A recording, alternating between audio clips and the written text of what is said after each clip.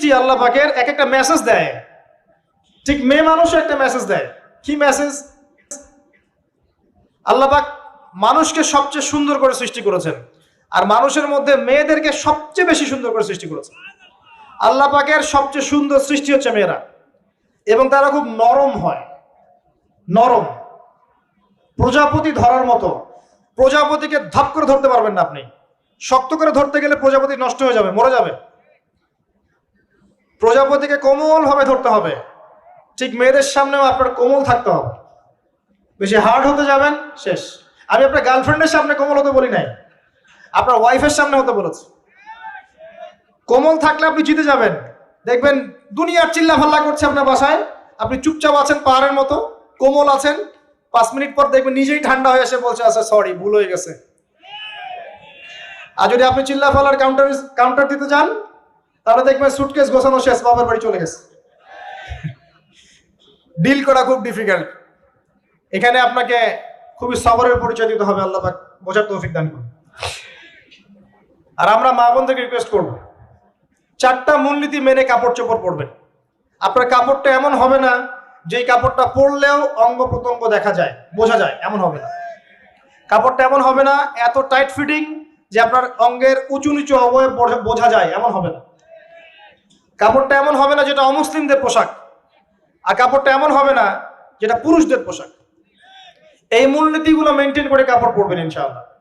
এছাড়াও মেয়েদের কথায় পর্দা আছে, চলনে পর্দা আছে, ওঠা বসায় পর্দা আছে।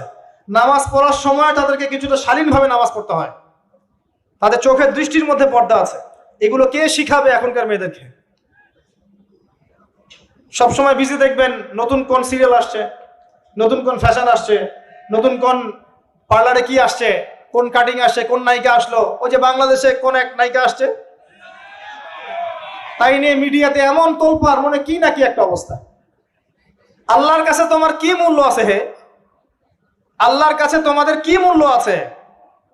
তোমরা কি 5 ওয়াক্ত নামাজ পড়ো? তোমরা কি পর্দা করো? তোমাদের মধ্যে হায়াবোধ কিছু আছে? তোমরা মানুষকে ভালো কিছু শিখাও, সমাজকে ভালো কিছু দাও, শালীন কিছু দাও। আল্লাহর কাছে তোমাদের কি মূল্য আছে? নবী সাল্লাল্লাহু আলাইহি ওয়াসাল্লাম তো জাহান্নাম দেখে সেই কথাটাই বলেছেন, আমি জাহান্নাম দেখে আসলাম, সেখানে বেশিরভাগ অধিবাসী হচ্ছে মেয়ে, নারী। কি কারণ? তারা এমন কাপড় চোপড় পরে বাইরে ঘুরতো যেই কাপড় পরেও তারা নগ্ন থাকতো। আমি কি ব্যাখ্যা করতে হবে? আপনি দেখতে পারেন না? এবং তারা স্বামীর সাথে কুফরি করত। সারা জীবন স্বামী যদি তাদের ভরণ পোষণ দেয়, ভালোবাসে, মহব্বত করে, তাদের জন্য জীবনটা ক্ষয় করে ফেলে, এক পর্যায়ে গিয়ে বলবে সারাটা জীবন তোমার কাছে কিছুই পাইলাম না। বাস্তব। এগুলোর কারণে মেয়েরা বেশি বেশি জাহান্নামে যাবে। এবং তারা মানুষ মারা গেলে মাতম করে, বুক পিঠ চাপড়ায়, এই কারণে যাবে। এবং তর্ক লাগলে অভিশাপ দেয় বেশি, এই কারণে যাবে। আল্লাহ পাক আমাদের মা বোনদেরকে হেফাজত করুন। তবে একটা হাদিস আছে সুসংবাদের। নবী সাল্লাল্লাহু আলাইহি ওয়াসাল্লাম বলেছেন, একজন নারী যদি 4টা কাজ করতে পারেন, জান্নাতের যে কোনো দরজা দিয়ে ইচ্ছা প্রবেশ করতে পারবেন। 1 নাম্বার 5 ওয়াক্ত নামাজ, 2 নাম্বার রমজান মাসে সওম, 3 নাম্বার আপনার লজ্জাস্থানের হেফাজত অর্থাৎ খাস পর্দা, এবং 4 নাম্বার আপনার স্বামীর আনুগত্য। ফ্যামিনিস্ট আকীদার মেয়ে হলে আনুগত্যকে দাসত্ব মনে করে, স্বামীর আনুগত্যকে তারা দাসত্ব মনে করে। স্বামী কে? স্বামীর সম্মান বোঝেন আপনি? স্বামী কে? যার ব্যাপারে নবী সাল্লাল্লাহু আলাইহি ওয়াসাল্লাম বলেছেন, আমি যদি আল্লাহ ছাড়া অন্য কাউকে সেজদা করতে বলতাম, তাহলে মেয়েদেরকে বলতাম তারা যেন স্বামীদেরকে সেজদা করে। আপনাকে আমি কিভাবে বুঝাবো স্বামী কে, স্বামীর মর্যাদা কোথায়? এগুলো কি ইসলাম মেয়েদেরকে ডমিনেট করছে এগুলো দিয়ে? কেন? এই স্বামী আপনার জন্য সারাটা জীবন ক্ষয় করে ফেলে। একটা চোর পর্যন্ত, একটা চোর, একটা করাপ্টেড মানুষ, দুর্নীতিগ্রস্ত মানুষ, সে চুরি করে, দুর্নীতি করে এনে বাচ্চাকে খাওয়ায়। একটা ধর্ষক পর্যন্ত ওর মেয়েকে আদর করে। পুরুষ মানুষ কি জিনিস কেমন করে বুঝবেন? সারাটা জীবন ক্ষয় করে ফেলায়। যদি আপনি তার আনুগত্য করেন, তার সামনে সুন্দর মতো থাকেন, তার কথার সাথে তর্ক না করেন, ভালোবাসা দিয়ে থাকেন, আপনার জন্য সে জীবন দিতে প্রস্তুত থাকবে। এরকম পুরুষ মানুষ। আপনাদেরকে কেউ চোখ তুলে তাকালে চোখ তুলে ফেলাবে, এরকম পুরুষ মানুষ। আর এখন তো পরিস্থিতি ডিফারেন্ট। বাসায় পুরুষ বাইরের ছেলের সাথে ফোনে প্রেম হয়ে গেছে, পালায় চলে গেছে, বিয়ে করে ফেলছে। দেখবেন বাসায় স্ত্রী আছে, বাইরের মেয়ের সাথে প্রেম করে বিয়ে করা শেষ। বিয়ে করলে সমস্যা নাই, ব্যভিচার করে ফেলছে, বিয়ে সে করতেই পারে, সে যদি সমতা রক্ষা করতে পারে, সেটা তার ডিফারেন্ট ইস্যু, এটা অন্য ইস্যু। তো স্বামীর আনুগত্য আপনাকে কিভাবে বুঝাবো? এটা দাসত্ব নয়। নবী সাল্লাল্লাহু আলাইহি ওয়াসাল্লাম বলেছেন, কোন স্বামী যদি কোনো স্ত্রীকে চায়, তার প্রয়োজনের জন্য চায়, মহব্বতের জন্য, স্ত্রী যদি চুলায় রান্না করতে থাকে, ওই রান্না ফেলে দিয়ে তাকে আসতে হবে। হাদিস।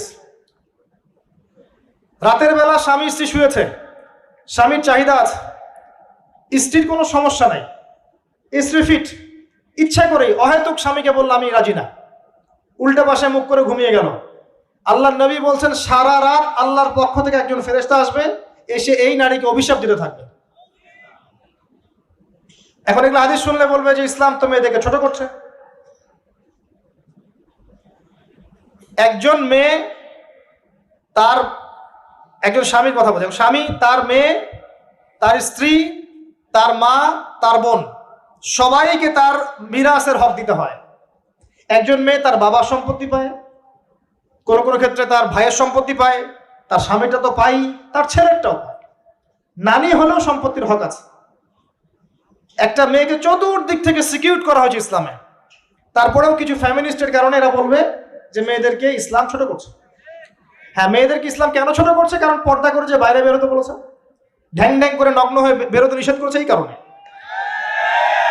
যদি বলে যে হ্যাঁ ইসলাম আপনাদেরকে ফ্রি মিক্সিং এর স্বাধীনতা দিচ্ছে, আপনারা সবাই ফ্রি মিক্সিং করেন, গেঞ্জি পরেন, টি শার্ট পরেন, স্যান্ডো গেঞ্জি পরে বাইরে ঘুরে বেড়ান, টাইট ফিটিং প্যান্ট পরে বাইরে ঘুরে বেড়ান, সব জায়গায় আপনারা ফ্রি মিক্সিং করেন, পর্ন দেখেন, জেনা করেন, মদ খান, ইসলাম খুব ভালো। তখন তোমাদের জন্য তো ইসলাম নয়, তোমরা জাহান্নামে যাও, আল্লাহর কি আসে যায়?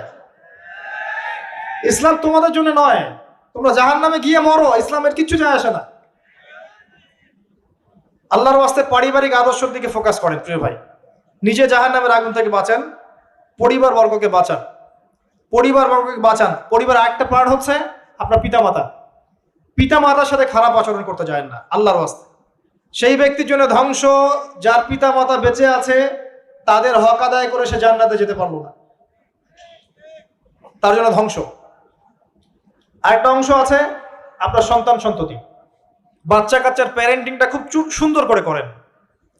যখন আপনি স্ত্রীর সাথে মিলন করতে গিয়েছেন, তখন দোয়া পড়েন, আল্লাহুম্মা বিসমিল্লাহি আল্লাহুম্মা জান্নিবনা শাইতান ওয়া জান্নিবিশ শাইতান মা রাযাকতানা।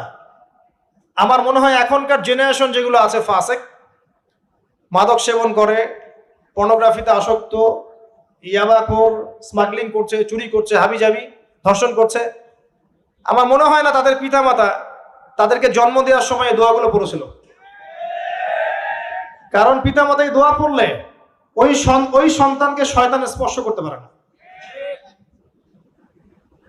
সন্তান হবে, সন্তান ছেলে হোক মেয়ে হোক, আপনার এটা নিয়ে মন খারাপ করার কিছু নাই। একজন কন্যা সন্তানকে লালন পালন করে সৎপাত্রে পাত্রস্থ করলে এই মেয়ে পরকালে আপনার জন্য জাহান্নামের আগুন থেকে ঢাল হয়ে যাবে। যার কাছে দুইজন মেয়ে আছে, দুইটা মেয়েকে সে ভালো করে মানুষ করেছে, নবী সাল্লাল্লাহু আলাইহি ওয়াসাল্লাম বলছেন সে জান্নাতে আমার সাথে এমন করে থাকবে, এইভাবে। কেউ যদি বিধবার দায়িত্ব নেয়, সেও নবী সাল্লাল্লাহু আলাইহি ওয়াসাল্লামের সাথে এইভাবে থাকবে। এতিমের দায়িত্ব নেয়, এইভাবে থাকবে। ফ্যান্টাসিতে ভুগছেন, একটা এতিম মেয়েকে বিয়ে করেন, একটা অসহায় তালাকপ্রাপ্ত মেয়েকে বিয়ে করেন, একটা বিধবা মেয়ে যার স্বামী মারা গেছে, কেউ নাই দেখার, তাকে বিয়ে করেন, তারপরে বোঝা যাবে আপনার মধ্যে কতটুকু দিন আছে। আর বর্তমান সভ্যতা আমাদের কি সমাধান দিবে? সবাই যদি দিনদার একটা করে ক্যাটরিনা খোঁজে, এই এতিম, এই বিধবা, এই যাদের দেখার কেউ নাই, এই মেয়েগুলা কি রাষ্ট্রের সম্পত্তি হয়ে থাকবে? এদের দায়িত্ব কে নিবে? পুরুষরা যদি দায়িত্ব না নেয়, কে দায়িত্ব নিবে? এখন কেউ যদি ওদের দায়িত্ব নিতে যায়, তখন তাকে আবার খারাপভাবে উপস্থাপন করা হয়, এই ব্যক্তির মনে হয় চরিত্র খারাপ। কিন্তু এদিকে বাইরে 10টা জেনা করে বেড়াচ্ছে, কোনো সমস্যা নাই, এগুলো কুস্কায়। এইসব জাহেলদের জন্য ইসলাম নয়। ইসলামের প্রতিটা বেসিক ফান্ডামেন্টাল মানবতার কল্যাণের জন্যই। এগুলোকে ফরজ করা হয়নি, আপনি নফল, আপনার সামর্থ্য থাকলে আপনি করতে পারেন, না করলে কোনো সমস্যা নাই। কেউ যদি করে, যে ইসলাম পরিপূর্ণরূপে পালন করার চেষ্টা করছে, এটার উপর আমল করার চেষ্টা করছে, তাহলে আপনি তাকে ক্রিটিসাইজ করছেন কেন? কি সমস্যা আপনার? আরেকটা পার্ট হচ্ছে সন্তান সন্ততি। বাচ্চা কাচ্চাকে ছোটবেলা থেকেই মানুষ করতে হবে এমন ভাবে যাতে করে বড় হয়ে এরা এই উম্মার খালেদ এবং ওমর হতে পারে। বাচ্চা ছোট ছোট বাচ্চাকে আপনি ভালো খাবার দেন, ভালো খাবার দেন, মায়ের স্নেহ দেন, বাবা মার সাথে রাখেন, একটু গ্রাম্য পরিবেশে নিয়ে গিয়ে তাকে বড় করেন। কেন বলছে এই কথা? এখানে পরিবেশ সুন্দর থাকবে, সে দৌড়াবে ধুলার মধ্যে, মাঠের মধ্যে খেলবে, সুন্দর ভাষা শিখবে। এরপরে তাকে ভালো প্রতিষ্ঠানে পড়ান। প্রতিষ্ঠানটা এমন হবে যে প্রতিষ্ঠানে জেনারেল শিক্ষা, ইসলামিক শিক্ষা একসাথে দেয়া হচ্ছে, সে সব শিখবে। আমার ছেলে কোরআনে হাফেজও হবে, আমার ছেলে ডক্টরও হবে ইনশাআল্লাহ। এভাবে এভাবে করে তোলেন। আধুনিক হন, মাথাটা খাটান, ব্যাকডেটেড মানসিকতা বাদ দেন। বিশ্বটা এগিয়ে গেছে, আমাদেরকে এগিয়ে যেতে হবে। একমুখী জ্ঞান দিয়ে আপনি কিচ্ছু করতে পারবেন না এই যুগে। দ্বিমুখী শিক্ষার একটা হারমোনিয়াস কম্বিনেশন দরকার। আমাকে কোরআন জানতে হবে, সায়েন্সও জানতে হবে, নাহলে আমি সায়েন্স দিয়ে কোরআনকে ব্যাখ্যা করতে পারবো না, কোরআন দিয়েও সায়েন্সকে ব্যাখ্যা করতে পারবো না। জানতে হবে আমাদেরকে।